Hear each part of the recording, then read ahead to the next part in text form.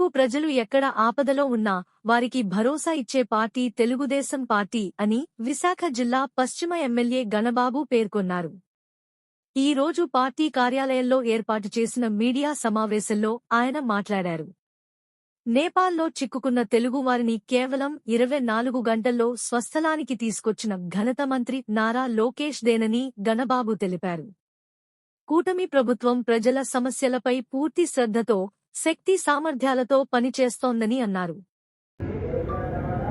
RTGS కేంద్రాన్ని, ఆ war room ని కూడా కమాండ్ కంట్రోల్ ఆఫీస్ గా మార్చుకొని కేంద్ర సహకారంతో సుమారు 215 మందిని తెలుగు వారిని వారితో స్వయంగా మాట్లాడి నేరుగా వారికి ఒక భరోసా, ఒక ధైర్యాన్ని కలిగించి అక్కడ వసతి ఏర్పాటు, అక్కడ ఎంబసీతో కూడా చర్చించి అక్కడ వసతి, ఫుడ్ ఏర్పాటు చేస్తూ వారిని విశాఖపట్నం, తిరుపతి ఇలా ఇతర ప్రాంతాలని తీసుకుని వచ్చి వాళ్ళకి ఇక్కడ ల్యాండ్ అయ్యి మళ్ళీ వాళ్ళ స్వస్థలాన్ని తీసుకెళ్లేటువంటి ఒక బృహత్తర కార్యక్రమం వాళ్ళ మాటల్లోనే చూపిస్తే అక్కడ వాళ్ళ కళ్ళ ఎదుటే ఒకవైపు దాడులు గాని, కాల్చివేతలు గాని, ఒక పర్యాటకుల తిరిగి వస్తామా రామా అనేటువంటి ఒక భయాందోళనలో ఉన్నటువంటి తెలుగు వారికి ప్రభుత్వం పరిపాలన అంటే ఏంటో,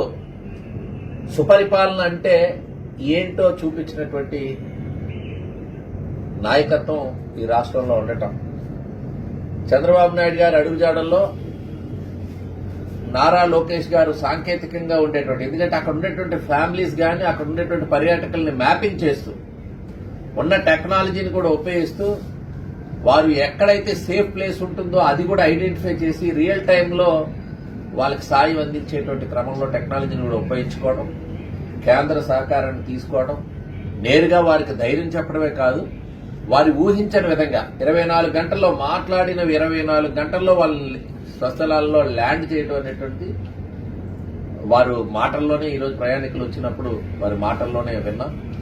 ఒక బాధ్యతాయుతంగా ఈరోజు వ్యవహరించేటువంటి ఒక నాయకత్వం ఈ రాష్ట్రంలో ఉండటం.